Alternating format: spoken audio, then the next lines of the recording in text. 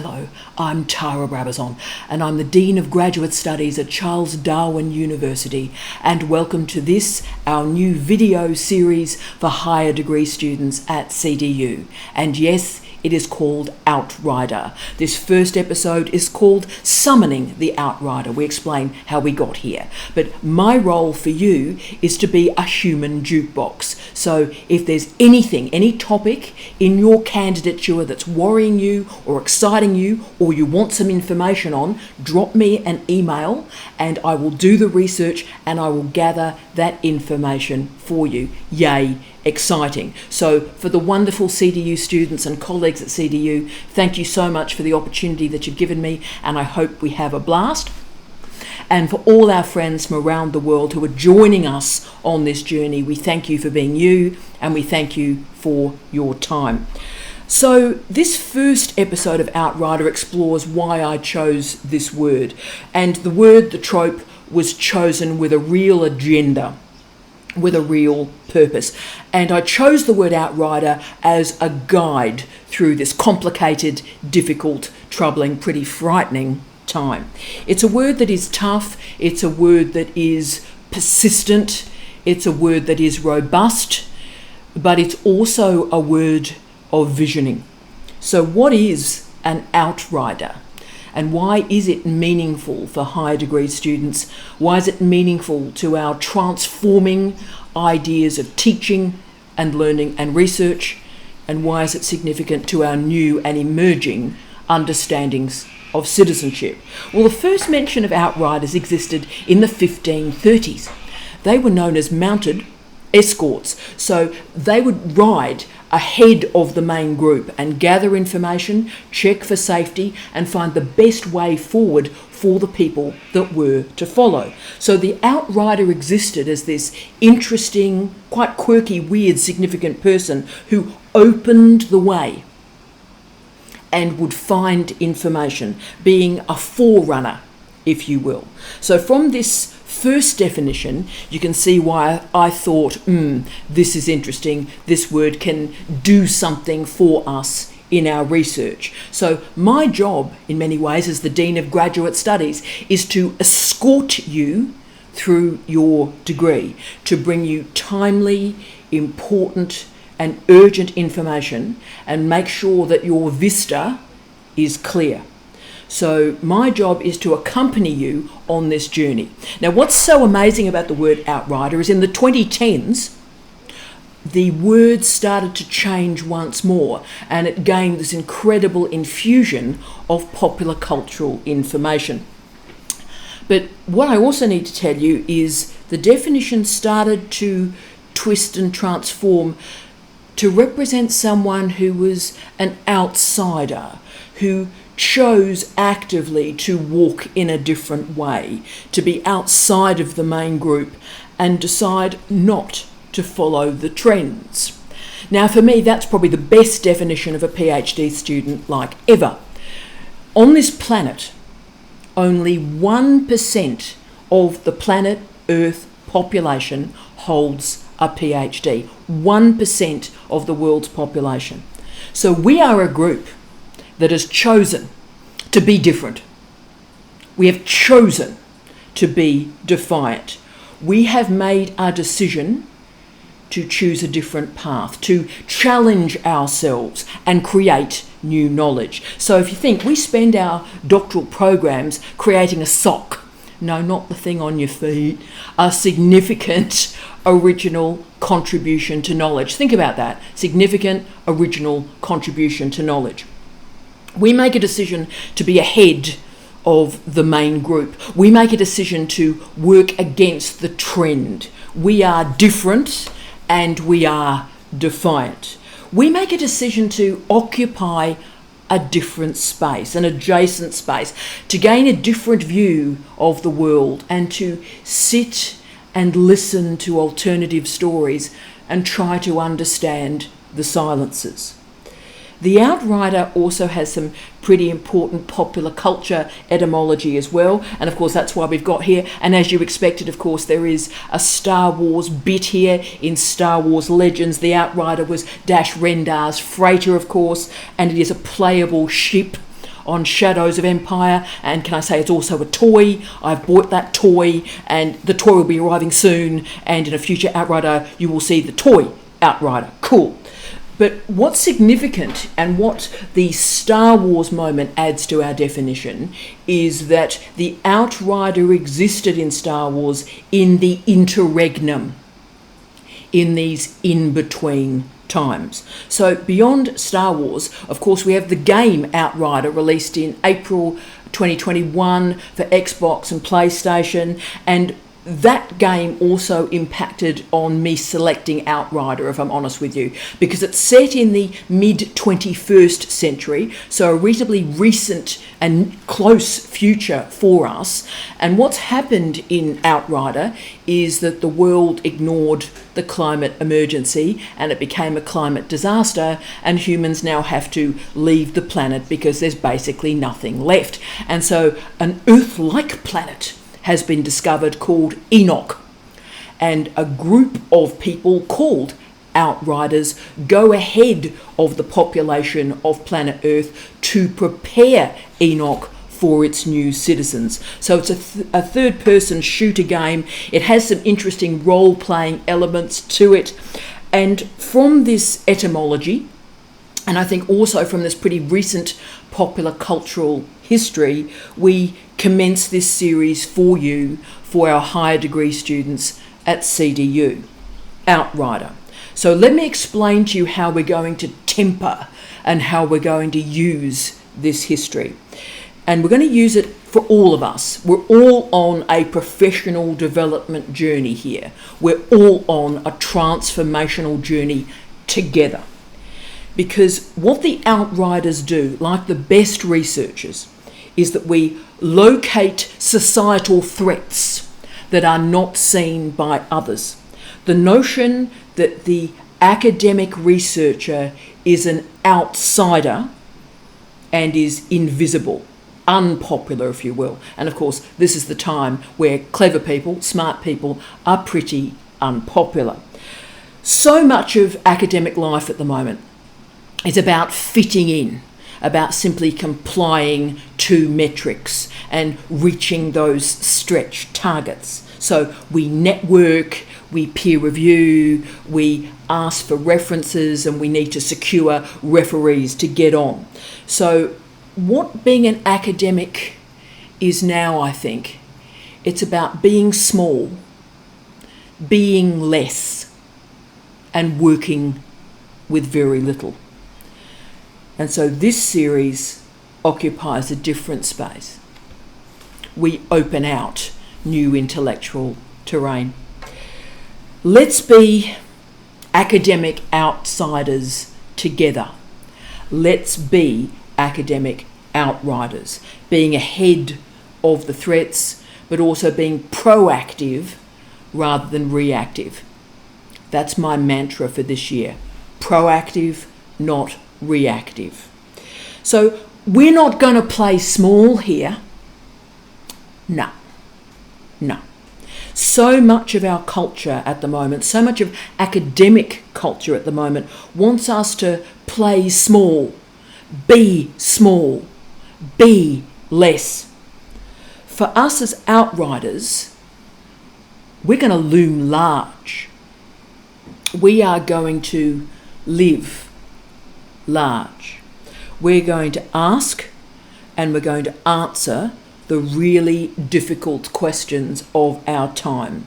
And of course, we have some really important historical leaders to follow, and we must gain inspiration from these people. And I want to summon the names of these inspirational humans for us as we commence our journey today. Now, the first name I need to obviously summon is Antonio Gramsci, the writer of the Prison Notebooks. Now, Gramsci is important because he was imprisoned by the Benito Mussolini regime because he was a threat to the fascists. And importantly, he was a threat to the fascists because of his writing. His writing was that powerful and that explosive. Now, Gramsci reached probably academic popularity in the 1980s, and it has been sort of, popularity has gone down. There's always academic trends. But what's significant is through the 21st century, Gramsci is back to try and sort of explain the madness that we've been living since 2001. And why Gramsci matters to us is he invented and summoned the phrase organic intellectual. So what is an organic intellectual? An organic intellectual critiques the notion that we are all sort of disinterested scholars, that we critique the notion of this traditional intellectual as a person who, holds universal truths and generalizable knowledge. Gramsci argues that such a traditional intellectual maintains the status quo and reinforces already existing power structures and power inequalities. He argued that the unspoken assumption of intellectual activity is to reinforce injustice. Wow. Now, obviously, when we're all moving through an undergraduate degree or we're in a PhD, we're not waking up in the morning and going, what can I do to reinforce capitalism and the patriarchy today? We don't do that. It's not as overt as that. But the argument that Gramsci makes is that the traditional intellectual is pivotal to maintaining rationality, consensus, and homogeneity. In other words, the traditional intellectual exists to block a consideration of hard alternatives. So when we are part of a university, when we are a legitimate intellectual, we have to fulfill our role. So let's think about your role in a PhD. As we've talked about, you're here to create a significant, original contribution to knowledge. But are you? Really? How are you doing that? Well, firstly, you're looking at existing literature. That is, you're looking at the already existent traditional knowledge systems, and then you're using agreed and tested methods to just push knowledge just a little bit. But what if the literature is wrong? What if you're asking the wrong questions? What if you are simply providing the knowledge that grant agencies and funders and empowered people want you to discover? You see, so much of traditional education is repetitive, cumulative, coordinating existing ideas, creating, of course, common sense. The organic intellectual is different. This is a very unstable identity. It is contingent, and it's not a comfortable space, team. Because what the organic intellectual does is move into spaces that are rarely seen to hold knowledge. So the identity is relative, liminal, in between. So they are the outriders. Gramsci argues that so much of education, so much of learning involves just simple repetition of old ideas that reinforce existing power structures. So this means the truths of our time, common sense, survive far longer than is rational, logical, or beneficial. Teaching generation after generation after generation this traditional commonsensical knowledge. Now, for Gramsci, he argued that education must be much, much more than this. Differences, uncomfortable, troubling, in-your-face differences start to bubble through life. So this isn't simply a matter of restating the sociological mantras of race, class, gender, etc. It's about understanding and summoning concepts that don't fit easily into a scholar's toolbox. So the organic intellectual starts to challenge, starts to research, starts to understand uncommon sense.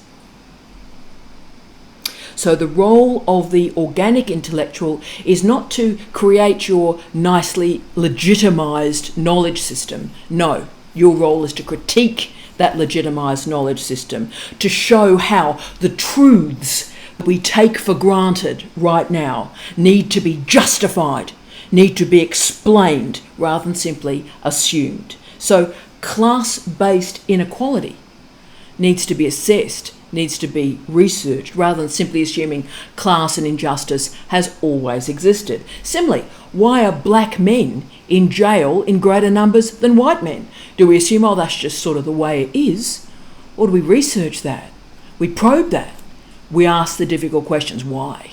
Why is that happening? So as you can see, the organic intellectual is a maker, is a communicator, and intervenes in practice and intervenes in theory. The organic intellectual suspends common sense and reveals the provisional nature of truths and knowledge and stories that we've been hearing all our lives. Now, this is inspiring, particularly now. Although I think we're certainly living through unfortunate times, problematic times, truly weird times, and we've got this really worrying context that's encircling our universities at the moment. You think about it, we've got climate change, we've got pollution, we've got water insecurity, we've got food insecurity, we've got housing insecurity, unemployment, underemployment, the casualised economy, and that's before we even move to, say, Trump or Brexit or the daily attacks on intellectuals, let alone clever people. So as you can see, it's no longer possible for us to do business as usual. If we continue doing this business as usual, then we are complicit in the disempowerment of others. The organic intellectual crafts and configures a separate space, an outrider space that's just ahead, grinding out new ways of thinking, grinding out new knowledge. So the reason why some of the most empowering and inspiring researchers on planet Earth today are Indigenous colleagues, Indigenous researchers, is because they have not been historically welcomed into our universities. And there's a reason for that.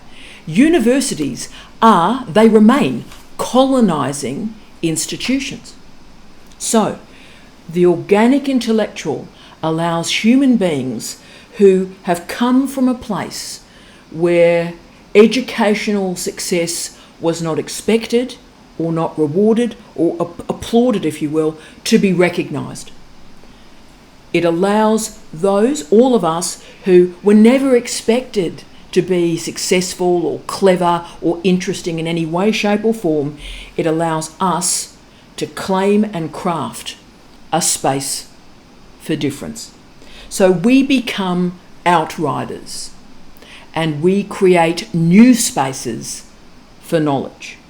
And then other people can follow us. Now here, team, we're not denying who we are. We're in fact using who we are, using our truths, our injustices, our prejudices, our history, our narratives to make a better knowledge, to make a tougher knowledge, to make a more rigorous knowledge, and yes, to build a more socially inclusive future. Think about the organic intellectual from your perspective in a doctoral program. If you think about it, your original contribution to knowledge only emerges when you do a literature review and you push it a little bit, and you look at existing methods and push it a little bit. You need to do better than that. We need to get beyond the taken for granted traditional knowledge system. So much of traditional education is blocking these sorts of big ideas and big topics. Okay, so much for Antonio Gramsci fighting fascism. The other great outrider I want to summon for us is the legendary and late Professor Bell Hooks, best known for her research on class, on race, but also on feminism. She was fascinated through her life about how unjust systems are perpetuated, how inequalities continue. Isn't that a great life project? Now, she wrote her doctorate on Toni Morrison, great thesis too, and went on to produce a range of transgressive and transformative monographs, including Teaching to Transgress. I read that when I was a very, very young academic, transformed how I think about teaching, and also Ain't I a Woman, Black Women and Feminism. But it's her 1984 book that's so interesting to me, Feminist Theory from Margin to Centre. Now, I would argue in terms of feminist theory, the book has dated, so it's of historical relevance, but it's her theorisation of marginality that I think is more relevant now than perhaps even when it was written.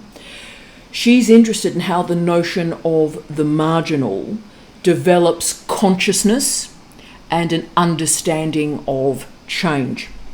Her work gained an incredible surge of popularity once more through the murder of George Floyd, where people were just trying to understand how could that degree of inhumanity occur, and Professor Bell Hooks provided some very clear answers to how and why that can occur, and it will occur again unless we do something. So Bell Hooks brought to us an understanding of the margin and the marginal, and she took on the notion that the marginal groups, communities, are being allowed a voice. That she argued that was a patronising position through which disempowered communities could express themselves. So what Hooks did, it was this interesting night move. She not only brought the margin to the centre, but she argued, and this was an incredible rhetorical flourish, she argued that the margin is actually the centre. She stated, quote, "For me, the space of radical openness is the margin, a profound edge. Locating oneself there is difficult, yet necessary. It is not a safe place. One is always at risk." End of quote. Wow. So the margins are not places of oppression or deprivation, but of radical possibility. Oh yeah. And resistance. The margins are a beginning. They're the place to write a new narrative, to imagine an alternative world. The outrider transforms the margins into the new centres. Therefore, we create new knowledges. We live and work and play and research on what Hooks described as, quote, a profound edge, end of quote.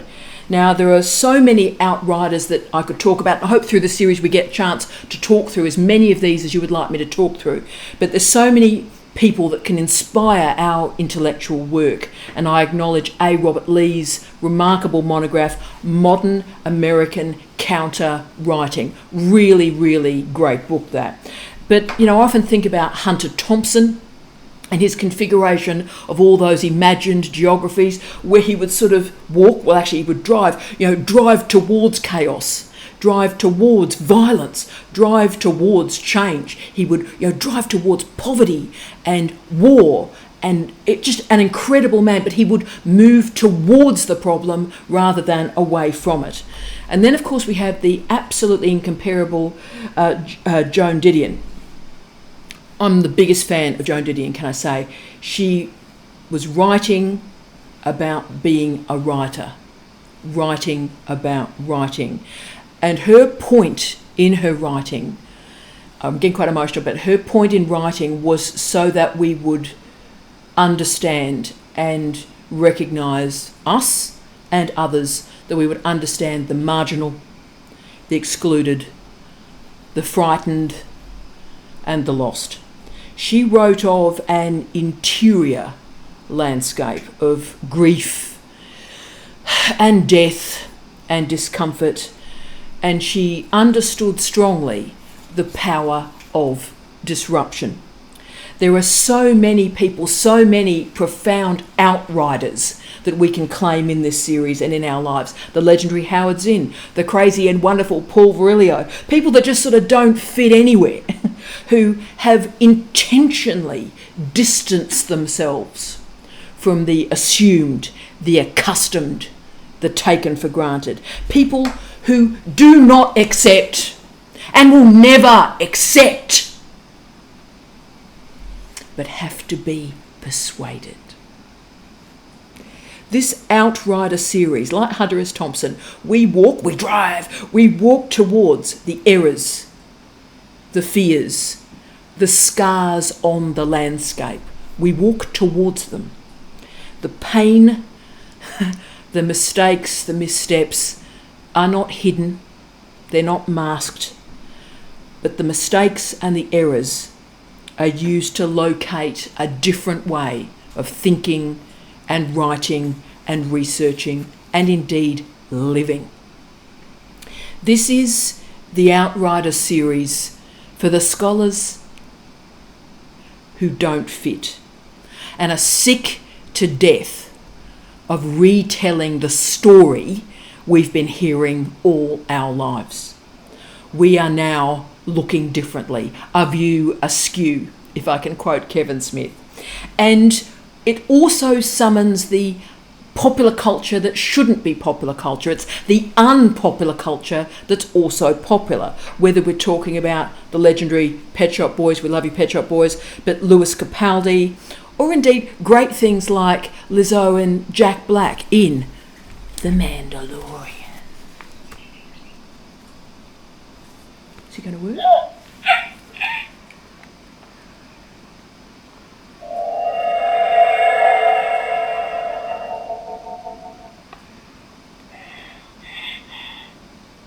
No, I don't know what that's about either. Fantastic though, isn't it? So it's this unpopular weirdness that somehow sort of sneaks into the light. And I've always shared with my students that the most valuable knowledge is that which hides in the light. The most valuable questions are the ones that we are not asking. So in this series, you know what? We're going to ask these questions and we're going to answer these questions. We are going to walk beyond, way beyond the normal and the pleasant and the easy. We are not going to recreate the narratives of the safe and the powerful, because a narrative has credibility.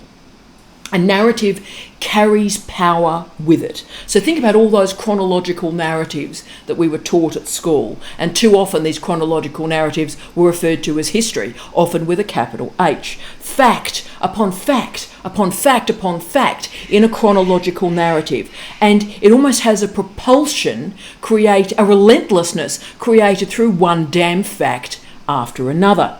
But the point of a chronological narrative is to stop critical thinking, to stop us all thinking that, you know what, there are other facts, deep truths that exist that are being completely ignored in between this narrative structure. These other facts often destroy the credibility that has been invested in these chronological narratives. Now, my first 2 degrees were in history in a really, really conservative university. And I was this working class girl. I didn't have the right accent. I still don't really. I don't dress appropriately. I still don't really. And I didn't go to the right school that posh people are meant to go to. And I was being taught these chronological narratives that excluded the overwhelming majority of the population. So social history, oral history, women's history were only just emerging and just starting to be taught when I did my degrees. And post-structuralism, much to my amusement in my degree, only had 1 seminar in my honours year. So, I was going through this degree and wondering, where are the unemployed? Where are the underemployed? Where are the poor? Where are the people with impairments or disabilities? Where are the migrants? Where are the loners? Where are the lonely? So outside of that coursework, I started to do radically different reading. And when I was enrolled in the 3rd year of my history degree, I was sitting in the library coffee shop with a precious, precious book. And I bought this book with money that I did not have. So when I was sitting in the coffee shop, because I bought this book, I couldn't actually afford a coffee. But I was in the coffee shop and I had this book. And it was not on any reading list forever. And I'd only bought this book because I really loved the cover and I really loved the book title. And the title it was written by Greil Marcus, and the title was Lipstick Traces, a secret history of the 20th century. And I remember the moment, team, when I read the paragraph on the top of page 6. And I remember where I was sitting, I remember the table, I remember the time of day, I remember the angle of the light when I was reading that paragraph. And let me share that paragraph with you from Greil Marcus. Quote, "What is history anyway? Is history simply a matter of those moments that leave behind those things that can be weighed and measured, new institutions, new winners, new losers? Or is history also a result of those moments that seem to leave nothing behind, nothing but the mystery of spectral connections between people long separated by place and time?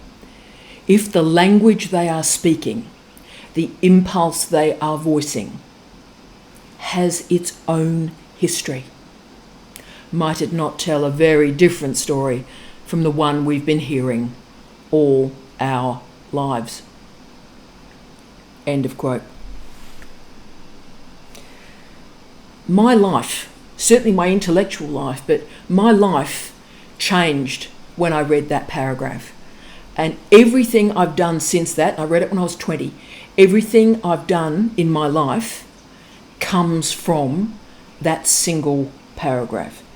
So the work we do together in this Outrider series is to together, let's listen to that different language, to understand the spectral connections between people long separated by place and time. So you know what? Let's write together those different stories and challenge those stories that we've been hearing all our lives. Let's together walk to the edge of knowledge. Let's together create a different relationship between ontology, epistemology, and methodology. Let us ask the difficult questions that no one wants answered, and let's drive towards radical, difficult, and defiant theory. May we have a blast. Contact me anytime. I am here to serve. I wish you love, light, and peace. Tea out.